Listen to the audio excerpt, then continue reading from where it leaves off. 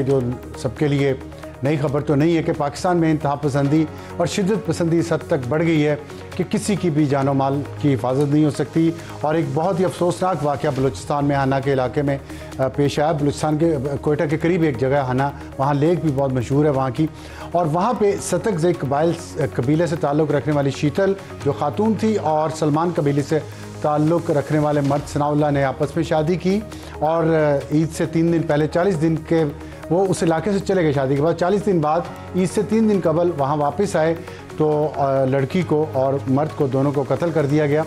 और ये कत्ल गैरत के नाम पे किया गया है। इंतहाई अफसोसनाक बात है कि हम इस्लाम का नाम लेते हैं लेकिन इस्लाम के मुखालिफ, जो इस्लाम के उलट, जो हमारी इस्लाम की जो तालीमात है उसके उलट काम करते हैं और धड़ल्ले से करते हैं और ये कह के करते हैं कि हमारा कबीला और हमारा कल्चर उसको हम इस्लाम से भी पहले रखते हैं। तो फिर आप मुसलमान होने का क्रेडिट ना लें और अपने कबायली होने का क्रेडिट लें, अपने पख्तून या बलोच या पंजाबी होने का क्रेडिट लें, लेकिन मुसलमान होने का क्रेडिट ना लें, क्योंकि ये सरासर इस्लामी तालीमात के ख़िलाफ़ ये इस तरह के वाक़यात हो रहे हैं। और क्योंकि इस्लाम में औरत और मर्द को अब शादी की शर्त ये है कि औरत और मर्द की अपनी उसमें कॉन्सेंट ज़रूरी है। अगर वो नहीं है तो वो शादी नहीं होनी चाहिए, और अगर है तो उस शादी को रोका नहीं जाना चाहिए। इसकी मिसालें मैं इस्लाम की हिस्ट्री से इतनी दे सकता हूँ कि सुबह हो जाएगी, लेकिन वो मिसालें ख़त्म नहीं होंगी। लेकिन ये मिसालें उन्हीं के लिए हैं जिनका इस दिल इस्लाम के ऊपर है, सिर्फ बज़ाहिर हुलिया इस्लाम के ऊपर नहीं है।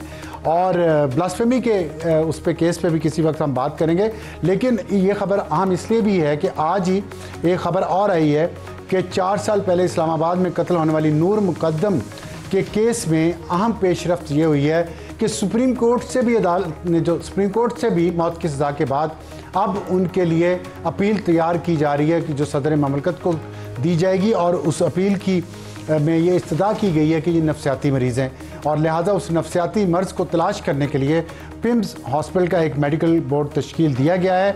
और देखना ये है कि वो ये सुपरिटेंडेंट अडाला जेल ने ये जो उनकी जानिब से पिम्स अस्पताल को जो ख़त लिखा गया था उसमें उन्होंने बोर्ड तश्कील दिया। देखना ये है कि ये जो मुजरिम है ज़ाहिर जाफ़िर, और जिस पे सेशन कोर्ट ने, फिर उसके बाद हाई कोर्ट ने और फिर उसके बाद सुप्रीम कोर्ट ने सज़ाए मौत बरकरार रखी है, क्या ये अपने ख़ानदानी दबाव से या किसी और तरीके से इस सज़ा से बच निकलता है? तो फिर ऐसे वाक़यात जो बलूचिस्तान में हुए हैं ये जारी रहेंगे और इनको कहीं पे इन पे बंद नहीं बांधा जा सकेगा। तो सिर्फ सज़ाएँ नहीं, लेकिन साथ हमें अपने मुआशरे की तरबियत भी करनी पड़ेगी कि जो शिद्दत पसंदी हमने ख़ुद सिखाई है मीडिया के ज़रिए, और बहुत सारे उलमाए कराम उसमें शामिल हैं जो इस्लाम की तालीमात के ख़िलाफ़ ये सारा कुछ कर रहे हैं, उनको भी समझाना पड़ेगा और उनको भी ऑन बोर्ड लाना पड़ेगा। आज के प्रोग्राम का तारुफ हमारी टॉप स्टोरी होगी सेनेटरी इंतखाबात, सब सियासी पार्टियाँ एक पेज पर। हमें ज्वाइन किया है बैरिस्टर उमैर न्याज़ी साहब, रहनुमा पाकिस्तान तहरीक इंसाफ और रुकने कौमी असम्बली हैं। सेनेटर नासिर हुसैन भट्ट, रहनुमा हैं मुस्लिम लीग नून। और हमारा आज का हॉट इशू होगा अगली जंग कैसे लड़ी जाएगी, जो कल प्रेसिडेंट ट्रंप ने बयान दिया है और उन्होंने कंफर्म किया इंडिया के 5 जेट पाकिस्तान ने गिराए हैं। साथ उन्होंने ये कहा कि new form of warfare Pakistan ने जो किया है, हमने भी वही किया ईरान के ख़िलाफ़। इस पर बात करेंगे कि न्यू वॉरफेयर क्या है, और इसके लिए हमें एयर कमांडर खालिद चिश्ती साहब ज्वाइन करेंगे। और आज का एडिटोरियल होगा करप्शन का एहतसाब क्यों नहीं। हम सुन रहे हैं कि खैबर पख्तूनख्वा के सिर्फ एक ज़िले में 40 अरब रुपए की करप्शन पकड़ी गई है, और हम देखते स्कैंडल दर स्कैंडल आते हैं। शुगर स्कैंडल आ गया, आज खबर आई है कि जो गंदम का स्कैंडल हुआ था केयर टेकर गवर्नमेंट के दौर में, उसकी भी रिपोर्ट आ गई है, उस पर बात करेंगे एडिटोरियल में। Top story barrister Umair Niazi साहब, अस्सलाम वालेकुम। वालेकुम अस्सलाम सर। सेनेटर नासिर हुसैन भट्ट साहब, अस्सलाम वालेकुम। आपको भी वालेकुम सर।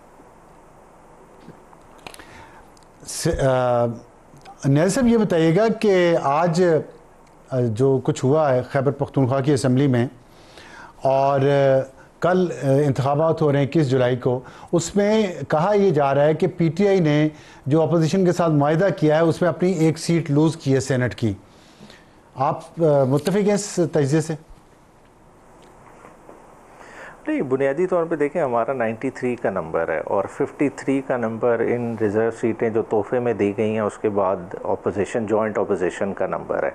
अगर उस हिसाब से अगर आप जनरल सीटें जो हैं 7 उनको डिवाइड करते हैं तो बेयर मिनिमल 22 वोट चाहिए। तो एट बेस्ट 22 वोटों के हिसाब से पीटीआई 4 जनरल सीटें निकालती हैं। कुछ इजाफी वोट बच जाते हैं जो कि अपने ही बंदों को दे के ज़्यादा उनकी पोजीशन सिक्योर की जा सकती है। बाकी जनरल सीटें देखें, अगर वही 93 का फिगर आप 2 में डिवाइड करेंगे तो मैक्सिमम पीटीआई एक ही रिज़र्व सीट निकाल सकती है, चाहे वो औरतों की हो या उलमा की हो। तो उस तनासब से तो 6 ही बनती हैं और उस तनासब से अपोजिशन की हिसाब किताब लगा लें, खींच तान के अगर अपोजिशन आपस में फेयर चलती है और अपने ही फर्स्ट, सेकंड, थर्ड चॉइसेस देती है तो उनकी 3 जनरल सीटें निकलेंगी और 2 रिज़र्व निकलेंगी। अच्छा, जो आपके यहाँ पार्टी के अंदर इख्तलाफात हुए हैं और इरफान साहब हैं, आयशा हैं, वो कह रहे हैं हम तो इमरान खान के नज़रिए पे चल रहे हैं और हम तो खड़े रहेंगे इलेक्शन में। ये इस्टेब्लिशमेंट की सारी गेम है जिसको पोलिटिकल अपनी पार्टी लीडरशिप पे उन्होंने इल्ज़ाम लगा दिया है। आप मुत्तफ़िक़ हैं इरफान साहब के और आयशा के इस मौक़िफ़ से?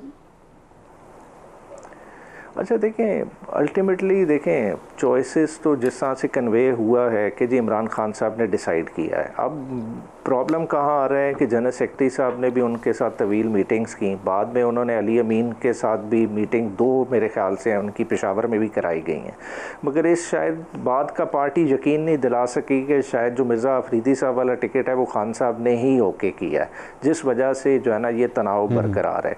तो मैं समझता हूँ ऐसे मौके पर जो है ना पार्टी देखें वर्कर्स ने भी एक स्टांस लिया हुआ है और स्टांस अगर आम पब्लिक के ओपिनियन से देखें तो वो एक ऐसा स्टांस है जो पार्टी वर्कर्स में रेजोनेट कर रहा है। तो ऐसे मौके पे जो है ना एक कदम दोनों साइडों को पीछे लेके दरमियाना हल इसका निकालना चाहिए था।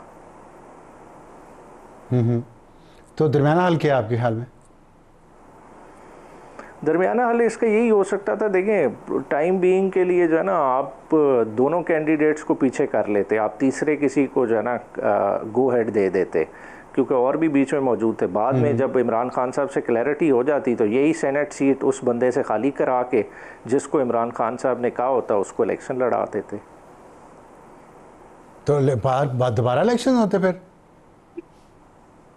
बाई इलेक्शन तो हो सकते हैं ना, हमारी तो अद्दी तादाद है एक सीट पे, अगर दोबारा इलेक्शन भी हो जाए तो उसमें क्या मुजाहिका था। मगर पार्टी के अंदर मुश्किल सा बीच का हालात बनी हुई है। हाँ, ये बात पार्टी के लिए मुश्किल हाल नहीं जो अब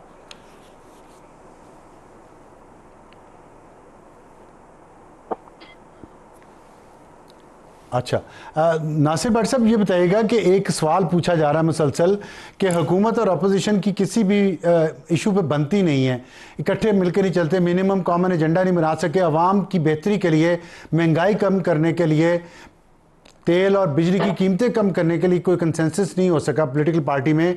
लेकिन जब अपनी असेंबली में या सेनेट में सीटों की बारी आती है तो सारे इकट्ठे हो जाते हैं बगैर किसी के कहे और इन मफादात के लिए, अपने सियासी मफादात के लिए इकट्ठे हैं, लेकिन अवामी मफादात के लिए किसी भी बात पे इकट्ठा नहीं होते। ये इल्ज़ाम ठीक है जो सियासी पार्टियों पे अवामी हलकों से लगाया जा रहा है? बिस्मिल्लाहिर्रहमानिर्रहीम। मैं तो इमरान नियाज़ी साहब पता नहीं वो किस मुश्किल में पड़े हुए हैं, वो सच्ची बात नहीं कर रहे, कितने बेचारे परेशान हैं। क्यों नहीं बताते कि हमारे उधर करप्शन का ये आलम है कि एक बंदा पैसे ले रहा है 14 करोड़ रुपया। वो एक शिपली फराज है हमारे उधर सेनेट में है, उन्होंने कहा मैंने लिया 14 करोड़ लेकिन मैंने वकला की फीस दे दी है। इनका अपने ही बंदे एक दूसरे पे खुद इल्जामात लगा रहे हैं, हम नहीं कह रहे। तो बात यह है कि ये पीटीआई की असलियत है। और वो जो इनके है ना जो कहते हैं हम कागजात वापस नहीं लेते, वो भी ये सारा एक है। उन्होंने कहा जी आपने इससे पैसे ले लिए, हम कारकुन हैं, हमें पूछा जाए। अब आपका क्या ख्याल है जो जेल में बैठा है इमरान खान है, उसको नहीं पता है? वो सारा कुछ पता है। गंडापुर है, इमरान खान है, ये सारे मैं आपको बताऊं कि ये असल करप्शन ये खुद करते हैं। ये जो आपके सामने आपको नजर आ रही है, आपने बात की, ठीक कहा आपने कि ये तो हमारे साथ बैठने नहीं चाहते थे, अपोजिशन को ये देखना नहीं चाहता। अब अपोजिशन के साथ बैठ के सीटों के एडजस्टमेंट भी कर रहे हैं और इनके अपने लोग इनके खिलाफ हुए तो कहते हैं फिर भी नहीं हम अपोजिशन की बात मानेंगे। इधर देखें असेंबली में, कौमी असेंबली में 2 साल हो गए हैं, ये हर चीज पे ये कहते हैं देखो जी हम इनसे बात नहीं करेंगे, बात किसी और से करेंगे। अब केपीके में जफ्फियां लगा के बैठे हुए, ये है ही ऐसे। इनका ये सियासी जमात नहीं है, इनका काम है सड़कों पे आना, कहते हैं कि पुलिस को शहीद करना, रेंजर्स को शहीद करना, अमन अमान की सूरत हाल को बिगाड़ना। अच्छा काम आपने कभी देखा नहीं होगा पीटीआई के किसी कारकुन, कहते हैं ना जब इमरान खान जो बंदा ज्यादा बदजुबानी करता है उसको बुला के शाबाश देता है, ये है पीटीआई का रवैया। आज ये ओपन हो रहे हैं सामने हर चीज, और ये अपने दूसरे एक दूसरे पे इल्जाम लगा रहे हैं। हम सियासी जमातें अगर कहते हैं ना अपोजिशन इल्जाम लगा रही है, हुकूमत तो बात है, ये खुद इनकी हालत देख लें। आज आज ये इनकी हालत लेकिन यही है मेरा